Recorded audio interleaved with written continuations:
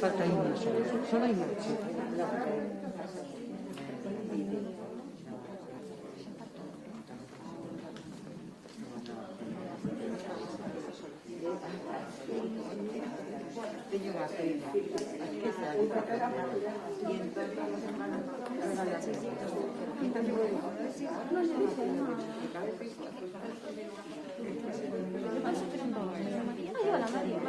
Hola, buenas, perdona, no te mirara. Te miré y te conocí ya más tarde.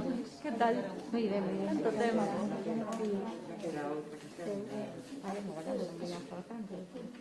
Ya, bueno, no te lo mi amigo, pero...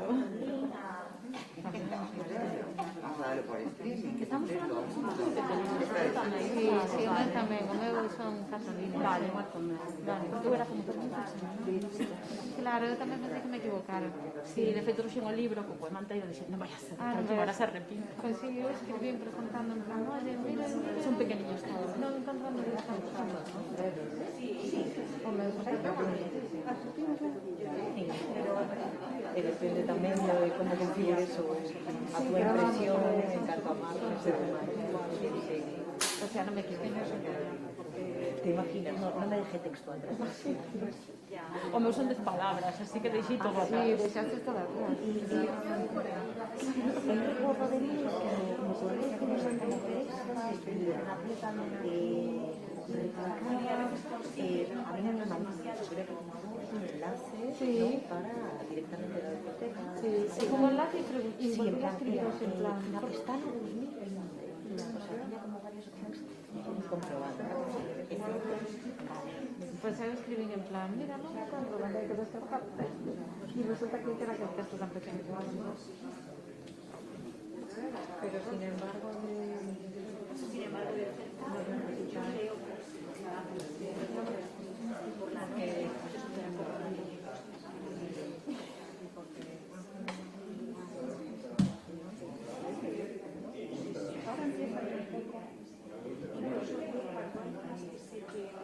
que voy a tener que hacer cosas de sumar pero claro, ahora la mascarilla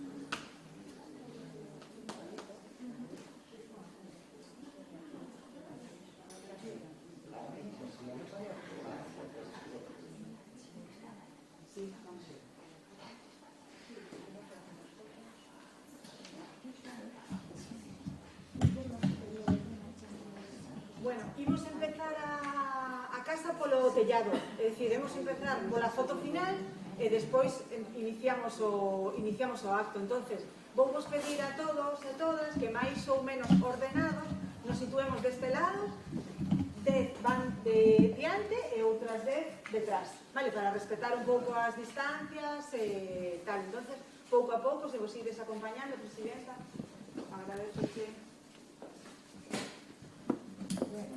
aquí podes ver. Se alguén máis, que xa temos por aquí diante, que se vos vayades acercando. Mira, diante vos ver.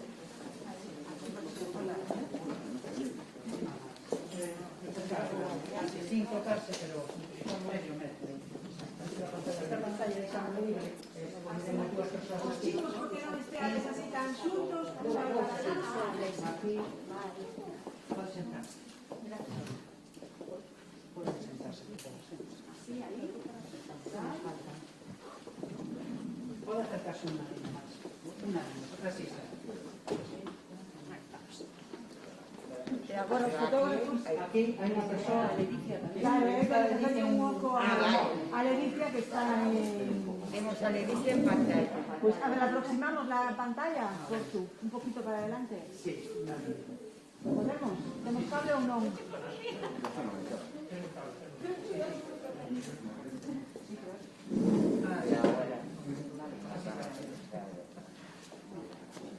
Bueno, ahí los fotógrafos nos indican cómo estamos.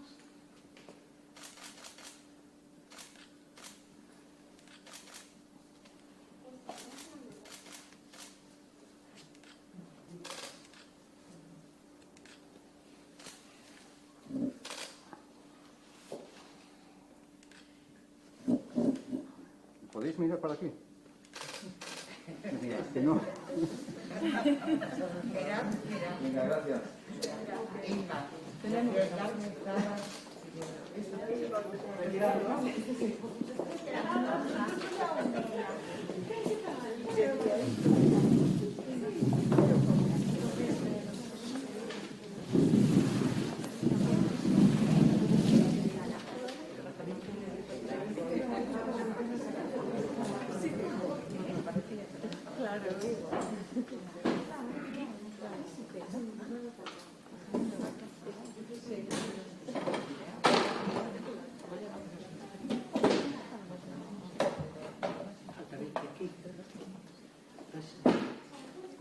sí, fue Caribe también. De Teresa también. Sí.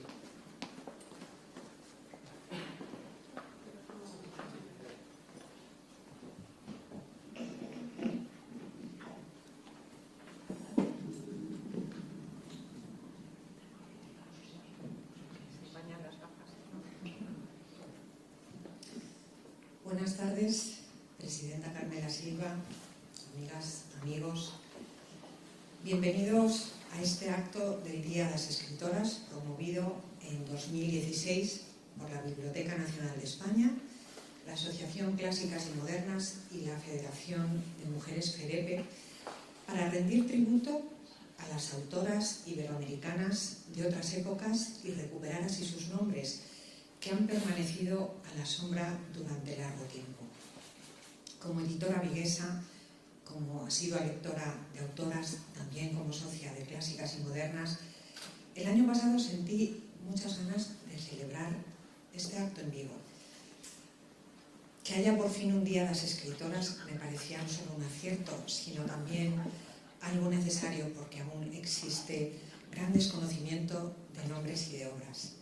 Pero además hallé en la jornada un motivo de inspiración: descubrir nuestro ascendente a través de los textos de tantas mujeres que se enfrentaron a la historia para hacernos presentes como género en la literatura y el pensamiento. Era un reto apasionante.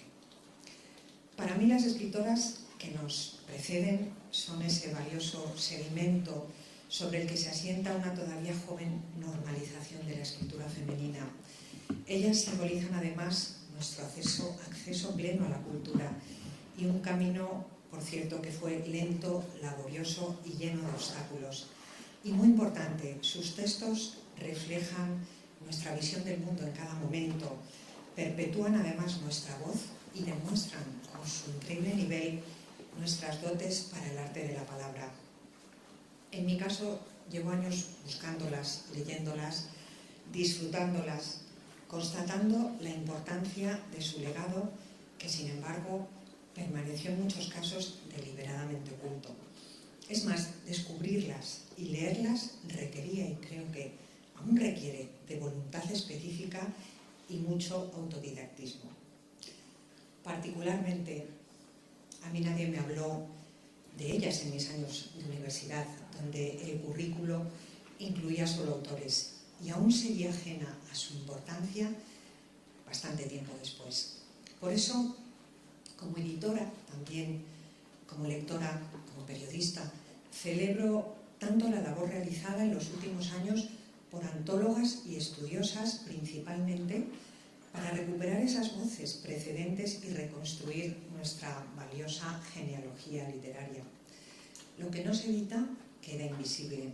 Cualquier escritor o escritora aspira lógicamente a ver su obra publicada para llegar al lector, y esto no siempre ha sido posible para nuestro género. Por fortuna, el compromiso de algunas editoriales, muchas veces pequeñas e independientes, por recuperar tal legado, nos permite hoy poder acceder a libros que nunca antes habían visto la luz en nuestro país, incluso siendo de nuestras propias autoras.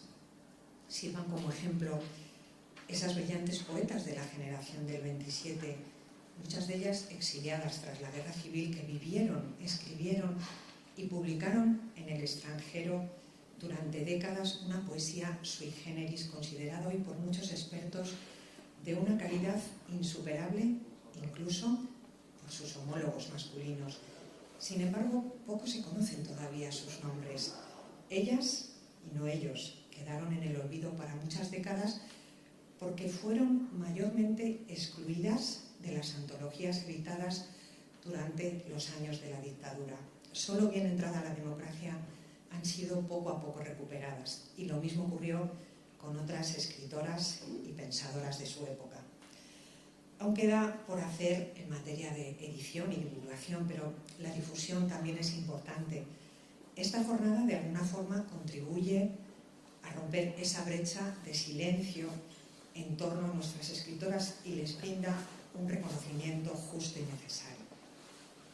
Tal y como vamos a hacer hoy aquí, el año pasado una veintena de personas leyeron también fragmentos de autoras iberoamericanas en un ambiente que fue muy especial y emocionante, quizás porque cada uno asumió con pasión su representación, su defensa del texto, y todos acabamos un poquito mimetizados con las homenajeadas. Hoy, en esta sede de la Diputación, tiene lugar la segunda edición del Día de las Escritoras en Vigo. Todo era muy diferente este año. La pandemia que estamos viviendo, con sus limitaciones y continua incertidumbre, me había hecho ya desistir de celebrar ningún evento cuando la institución en la que nos encontramos me tendió una mano. Por ello tengo que decir que este acto no tendría hoy lugar si no fuera por el apoyo decidido y resuelto de la Diputación de Pontevedra. Doy las gracias ex profeso a su presidenta, Carmela Silva, y a su equipo, encabezado por Ana Costas, por hacer posible un homenaje tan bien pertrechado, tan bien representado, y salvar así el acto de cualquier tipo de contingencia. Este año, con la premura de las circunstancias, también hemos seguido el esquema propuesto por la Biblioteca Nacional, pero yo estoy segura que edición a edición este acto será cada vez más nuestro y se convertirá a Vigo en un referente de esta celebración. Los textos que vamos a leer hoy aluden al tema elegido por la escritora Elvira Lindo, que es la comisaria del evento en Madrid este año, quien se ha centrado en el esfuerzo cotidiano de las mujeres a la hora de seleccionar sus lecturas. Dice así: en clave autobiográfica o como representación de una colectividad, las mujeres expresan cuánto trabajo precisa el acto de amar, de tener hijos o de desear la soledad. Cuán férrea voluntad hay que reunir para defender una vocación al tiempo que se cumple con las tareas tradicionales de la condición femenina. La voz de las mujeres suele exhalar un aliento esforzado, una conciencia constante de que la vida siempre ha de exigirles más que a los hombres. Nada más. Deseando disfrutar del momento, cedo ya la palabra. Muchas gracias.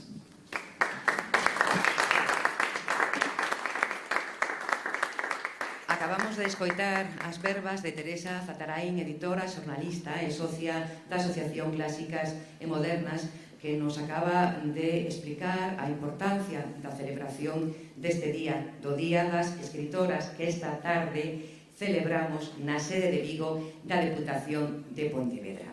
Imos dar paso ao acto de lectura pública, co que se pretende pôr en valor o infatigable traballo que realizan as escritoras a través de fragmentos de obras de recoñecidas autoras que contribuíron á igualdade desde a literatura.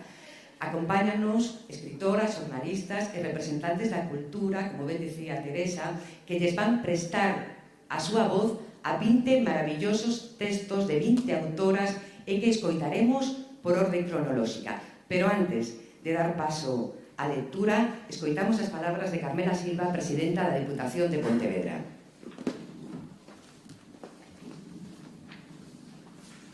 Simplemente, boa tarde a todas e a todos.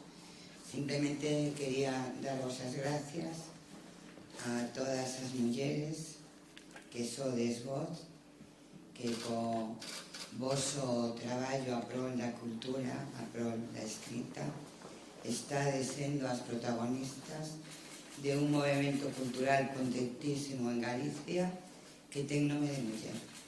E eu quería darvos as gracias por querer participar neste acto no Día das Escritoras. Sería redundante decir que fomos silenciadas, olvidadas, enterradas, negadas, pero que somos unha forza potentísima disposta a ocupar todos os espacios, a metade de todo, porque a metade de todo é noso. O sea, aquí mulleres que representan o mellor da literatura galega, mulleres de onte, mulleres de hoxe, mulleres de mañá, mulleres que son voz clara, que son voz nidia. Dende a Deputación de Pontevedra nos sentimos orgullosísimas de todas e de cada unha de vos, así que benvidas e celebremos como se merece o Día das Escritoras. Quero finalizar nomeando a Mariana Cargallal, que é unha das mulleres potentes de Clásicas e Modernas, que traballa moito coa Deputación de Pontevedra. E si, Teresa, para o ano que ven imos a montar unha que vai a valer por 1000 no Día das Escritoras. Esperemos que sin pandemia, pero aínda que haxa pandemia, a que vamos a montar vai dar moito que falar. Moitas gracias.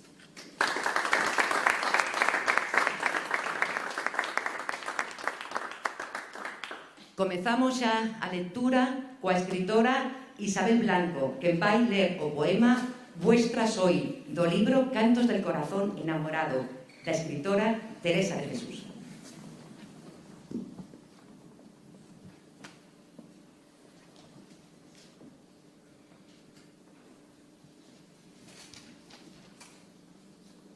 Vuestra soy, para vos nací. ¿Qué mandáis hacer de mí?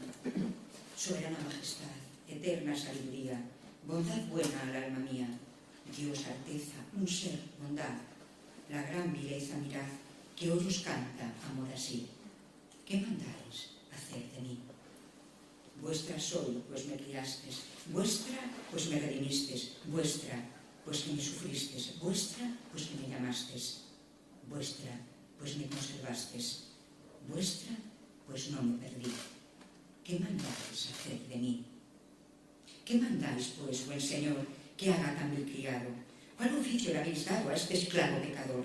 Desde aquí, mi dulce amor, Veisme aquí. ¿Qué mandáis hacer de mí?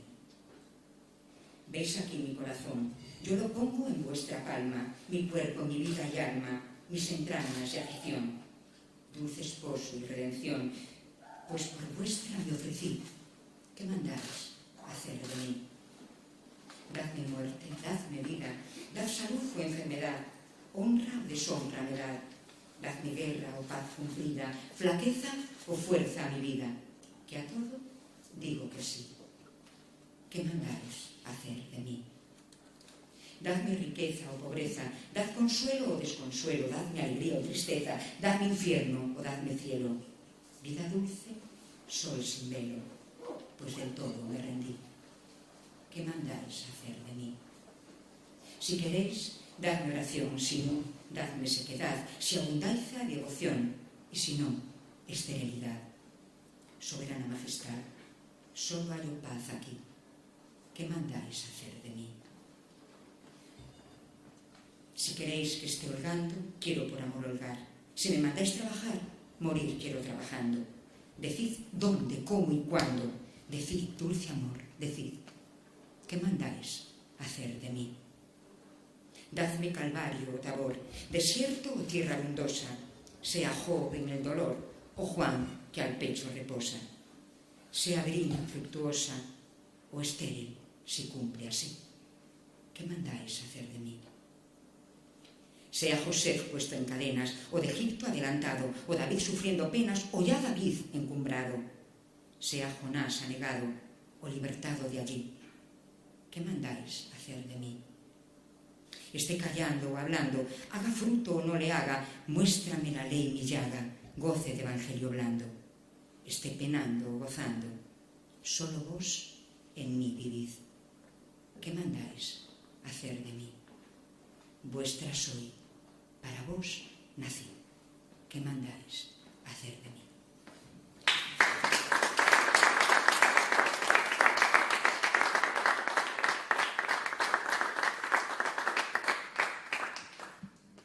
Leticia Costas, escritora, a quen podemos ver en pantalla, porque nos sigue a través da plataforma Zoom, vainos ler un fragmento da respuesta a Sor Filotea de la Cruz, de Sor Juana Inés de la Cruz.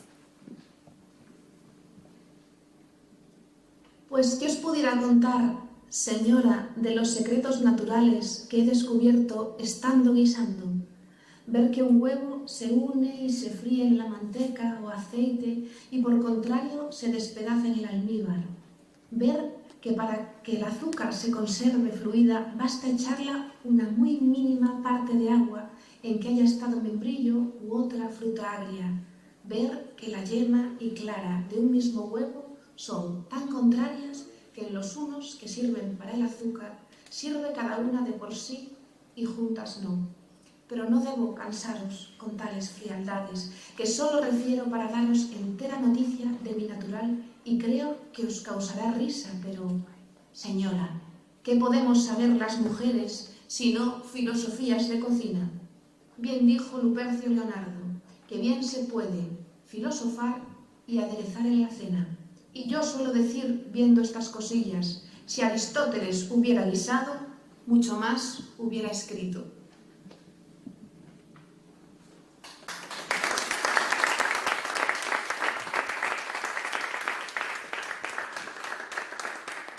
A presidenta da Deputación de Pontevedra, Carmela Silva, lee un fragmento da novela La hija del mar, da escritora e poeta Rosalía de Castro.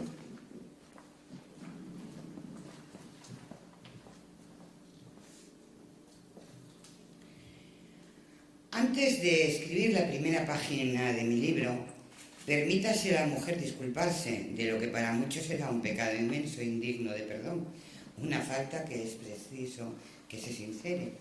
Bien pudiera, en verdad, citar aquí algunos textos de hombres célebres que, como el profundo Malebranche y nuestro sabio y venerado Feijó, sostuvieron que la mujer era apta para el estudio de las ciencias, las artes y de la literatura.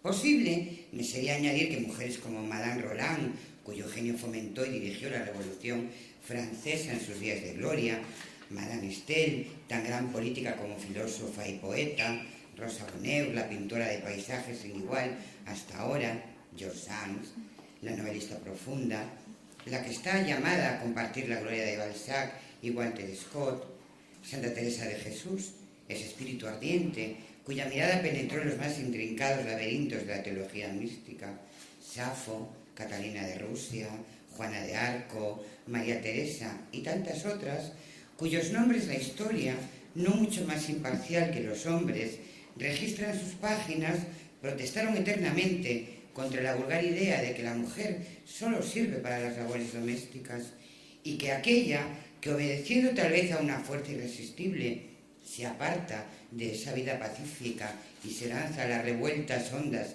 de los tumultos del mundo, es una mujer digna de execración general. No quiero decir que no, porque quizá la que esto escribe es de la misma opinión.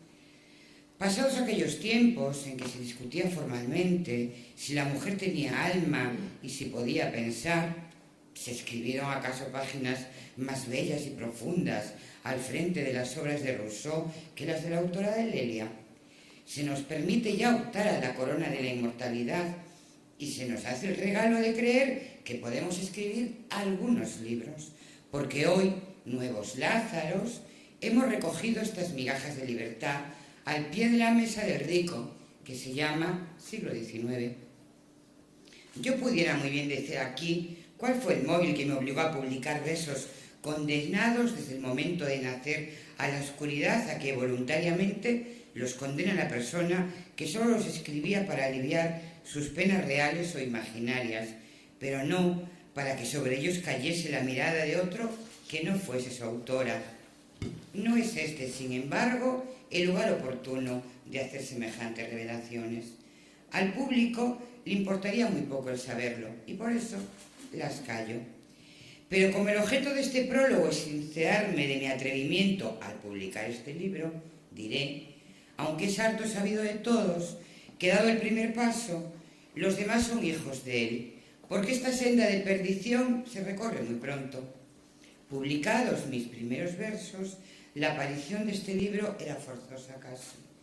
La vanidad, ese pecado de la mujer, de que ciertamente no está muy exento el hombre, no entra aquí para nada.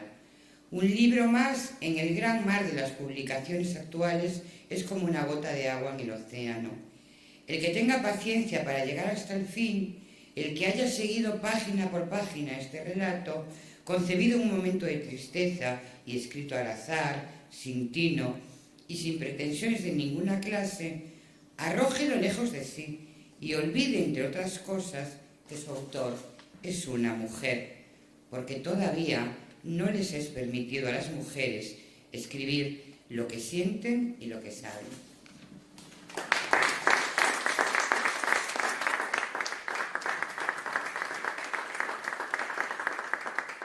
E agora, Silvia Penas, escritora, lee un fragmento da novela Memorias de un solterón, de Emilia Pardo Bazán.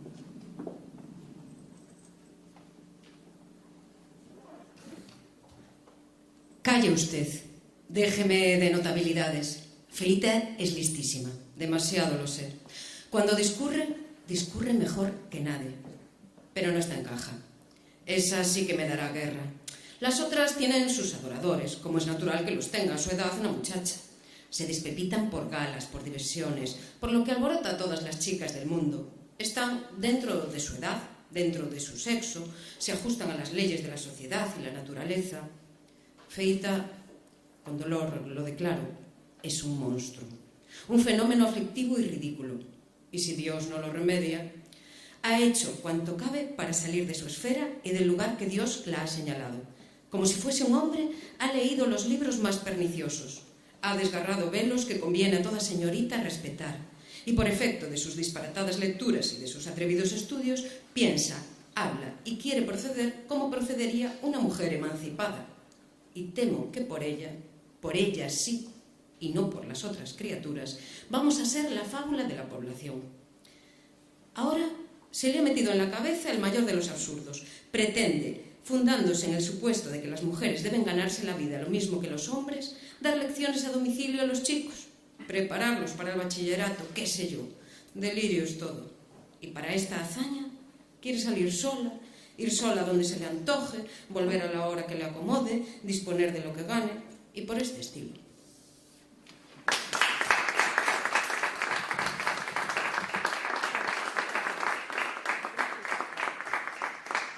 O director do Museo Marco, Miguel Fernández Cid, lee un fragmento das memorias Recuerdos de una mujer de la generación del 98, da escritora Carmen Baroja Inesi.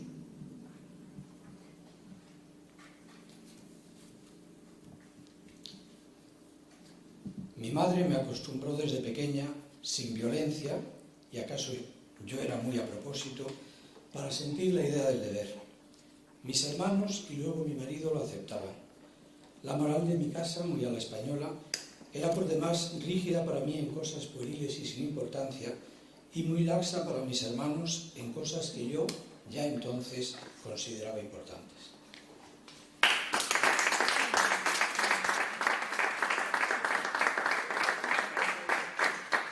Victoria Alonso, deputada provincial, lee un extracto da novela Oculto Sendero, da escritora Elena Fortún. Usted me ha dicho que ha tenido hijos. Sí, señor. Era lo único que lo justificaba a mis ojos. Si no, el día siguiente es peor aún. Me siento ultrajada. Creo que en la cara me lo conocen. Y a él le detesto. Siento el mismo horror que si me hubiera violado a la fuerza.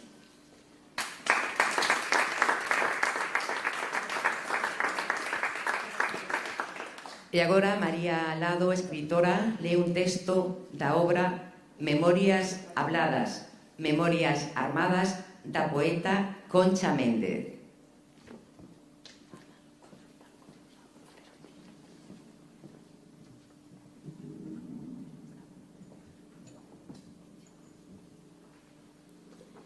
Cuando apareció en las librerías la antología poética que me publicó Joaquín Mortiz y me trajeron al sanatorio las reseñas, comprendí que mi vida estaba llena de estímulos y me dieron ganas de vivir.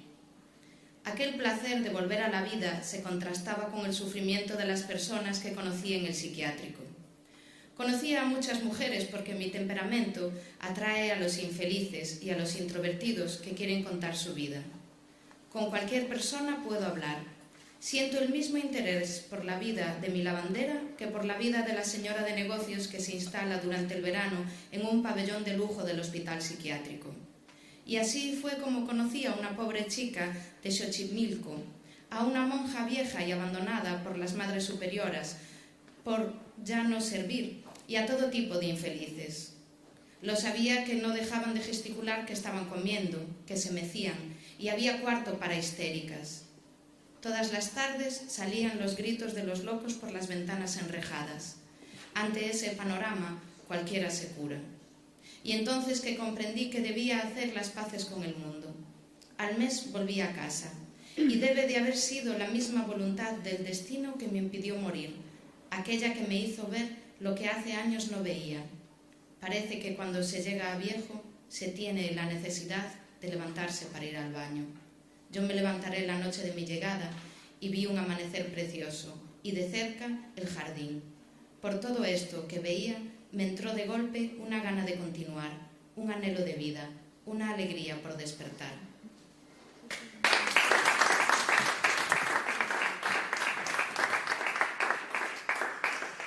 A escritora Ana Alfaya lee un extracto de La joven de Ascondo, de Rose Bustincha Mañarico.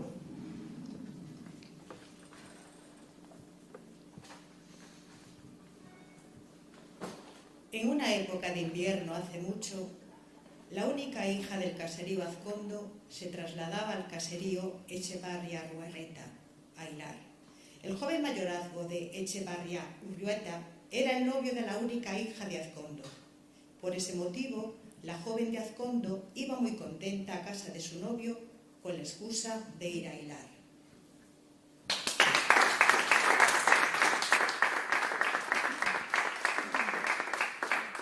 E agora a escritora María Xosé Queizán lee un fragmento de Mi vida, Memorias da escritora Victorina Durán.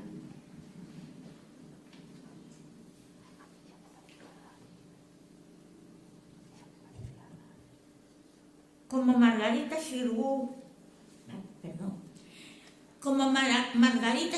en el teatro, no tenía tiempo para charlar. Pronto me invitó a comer a su casa. Después íbamos a dar un paseo por el Retiro y, si no había ensayo, con el coche hasta la sierra a ver y pisar la nieve. Hablábamos de todo y todo lo comentábamos. En invierno, a las 4:30 o 5, volvíamos a Madrid. A veces me quedaba en el ensayo hasta la hora de la función, en que me iba a mi querido Liceum.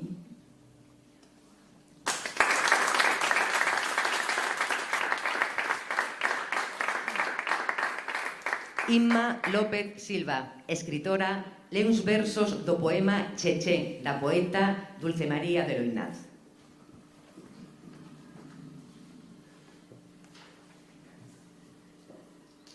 Cheche es delgada y ágil, va entrada en el otoño. Tiene los ojos mansos y la boca sin besos. Yo la he reconocido en la paz de una tarde como el hada y mustia de mi libro de cuentos. Cheche es maravillosa y cordial, vuela sin alas por calles y talleres. En invierno hace brotar claveles y rosas y azucenas con un poco de goma y unas varas de lienzo. Esta Cheche hace flores artificiales. Ella es la abastecedora de escuelas y conventos. La primavera la hace florecer como la tierra virgen, y la deshoja y la sacude en pétalos. Ella tiene la altura de los lirios pascuales en sus manos, y tiene que pasar por sus dedos la mística corona para la niña de primera comunión enviada desde el cielo. Cheche no llora nunca, ni necesita cantos en su trabajo, largo, silencioso, ligero. Es seria sin ser agria, es útil sin ser tosca, es tierna sin blanduras y es buena sin saberlo. Yo no sé de árbol fuerte más fuerte que su alma, ni de violeta humilde comparable a su gesto, ni sé de ojos de niño más puros que sus ojos, ni de música grata aún más que su silencio. Ella es la primavera menor, la segadora de prados irreales, de jardines inciertos. Ella es como un rosal vivo, como un rosal. Cuando ya hasta las flores su aroma van perdiendo, yo he encontrado en las flores de Cheche la fragancia de los antiguos mayos, de los cerrados huertos. Más que un clavel me huele a clavel su inocente clavel de trapo. Y más que otras tierras yo creo que serviría para sembrar una esperanza, la poca tierra humilde y noble de su pecho.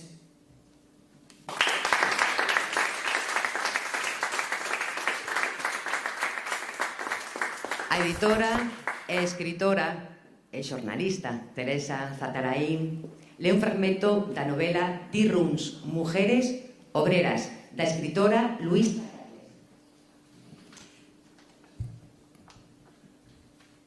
Pero una no protesta nunca, al menos ante la encargada o el jefe supremo, el propietario. Una se conforma con murmurar un poquito de la pocilga inmunda mientras se viste o desnuda en ella con la compañera de turno. Lo natural es que no se ocupe siquiera del abandono y carencia de higiene de la cabina.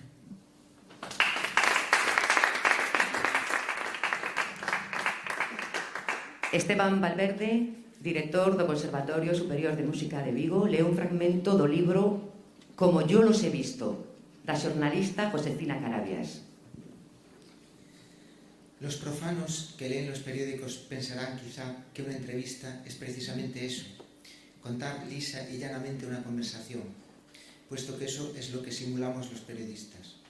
Pero los que, como yo, han hecho muchas en su vida, saben muy bien que en la mayoría de los casos hay que darle muchas vueltas e inventar muchas cosas para que el artículo salga presentable.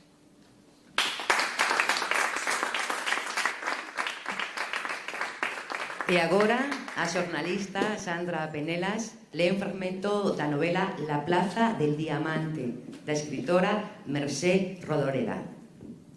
Al día siguiente, en casa de mis señores, rompí un vaso y me lo hicieron pagar como nuevo, aunque estaba ya un poco resquebrajado.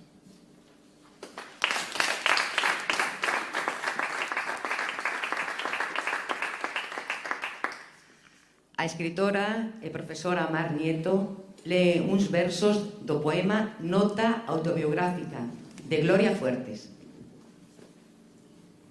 Gloria Fuertes nació en Madrid a los 2 días de edad, pues fue muy laborioso el parto de mi madre, que si se descuida, muere por vivirme.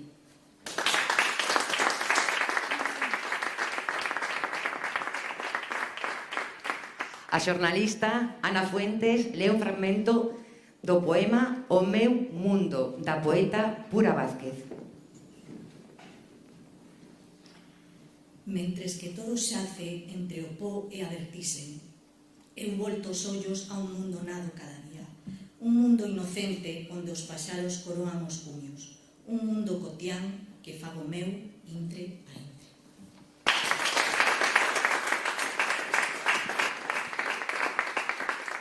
Lara do Pazo, escritora e poeta, lee uns versos do poema Eso, dos poemas de amor nocturnos de Idea Vilariño.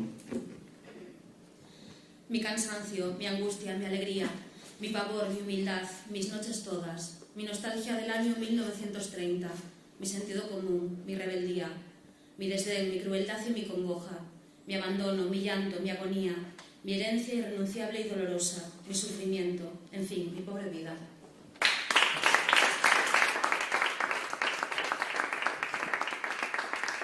María Jesús Pérez, profesora de literatura, lee uns versos do poema Fortuna, da poeta Ida Vitale. Fortuna, por años, disfrutar del error y de su enmienda, haber podido hablar, caminar libre, no existir mutilada, no entrar o sí en iglesias, leer, oír la música querida, ser en la noche un ser como en el día.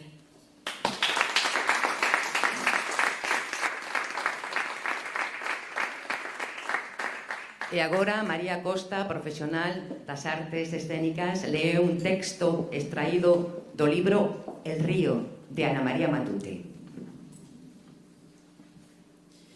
Cada 15 días, las mujeres de Mansilla se reunían en los hornos y amasaban. Esto constituía un acto importante, solemne como un rito.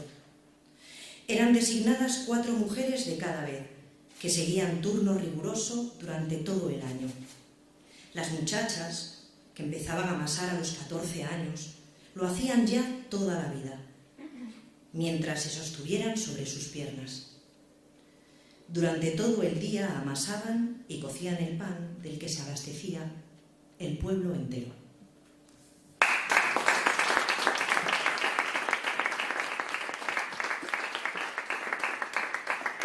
Raquel Vázquez, doutoranda en filosofía, lee uns versos de Curriculum Vitae, do libro Canto Villano, da poeta Blanca Varela. Digamos que ganaste la carrera y que el premio era otra carrera, que no bebiste el vino de la victoria.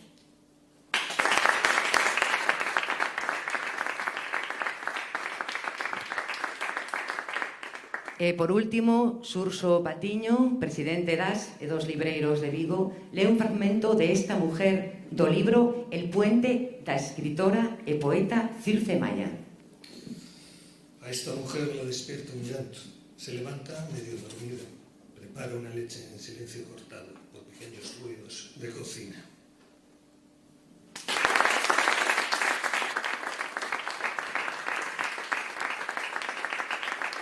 Pois era a última das nosas lecturas. Rematamos o acto. Moitísimas grazas pola vosa presencia, pola vosa participación.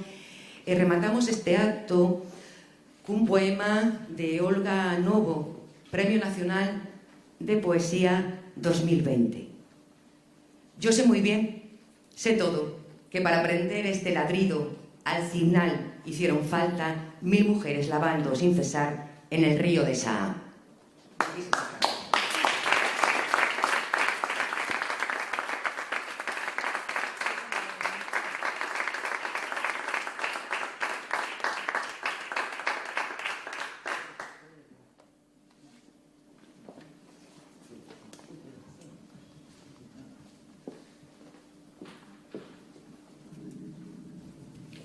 Bueno, pues muchísimas gracias a todos.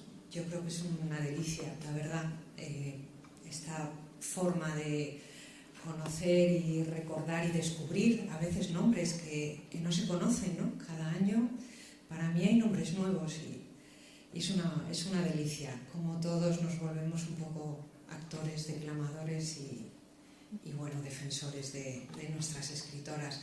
Muchas gracias de nuevo a todos, gracias Carmela, gracias a la Diputación por el apoyo y nada más, hasta otro año.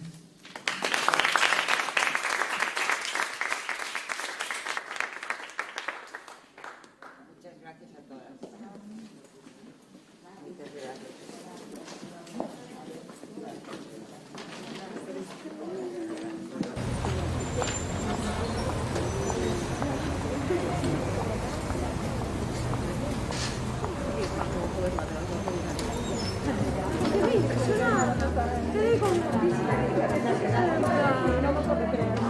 ¿Sabes? Digo, no, se está confundiendo, está leyendo otra cosa, ¿sabes? Cuando empezó, pero claro, después se pone como todo esto, claro, digo... Porque yo